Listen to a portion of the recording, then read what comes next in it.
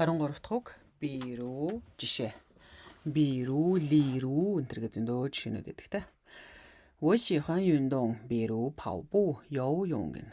我喜欢дуртай, 运动спортыг хэлж байгаа те. Хөдөлгөөн спорт. Бирүү жишээлбэл 跑步 гүйх, 游泳хоёлаа урдаа устай, сэлэх гэдэг ханз байна.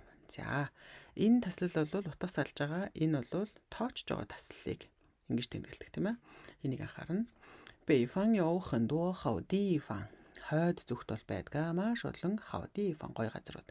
比如 жишээлбэл 北方有北京, Бээжин болон 哈尔滨 гэн 哈尔滨гэх мэт.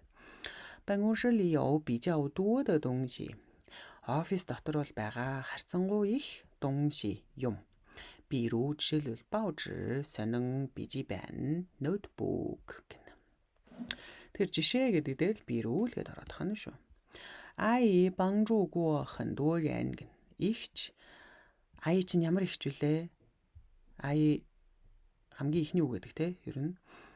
За тэнцэнээс үзээрэй. 帮助过. Үлгөөнөөс гоо орохлоор тэгж үдсэн, ингэж үдсэн гэ туршлага өнгөрсөн цагийг илэрхийлнэ. Тэгэхээр тусалж исэн маш олон хүнд. Бирүү, 我和爱人 би болон хайртай хүнд маань. 有很多办法可以学习. Бага маш олон 办法 арга 可以学习. Сурж болох маш олон арга бол байгаа. Бирүү бижи жи бижи гэнэ. За жишээлбэл тэмдэглэнэ. Бижи гэхэр тэмдэглэлийн тэмдэглэл дээрээ тэмдэглэнэ. Даашин дүү гэнэ. Чанга дугаар уншина гэнэ. За хятад зорхон бол чанга дугаар маш их уншдаг тийм ээ. Тэгэхээр сайн ярьж сурах гэвэл даашин дүү их чухал шүү. За та хэд өөрсдөө зөв дистаралд оруулж үзээрэй. 23 дахь үг бол бирүү жишээлбэл.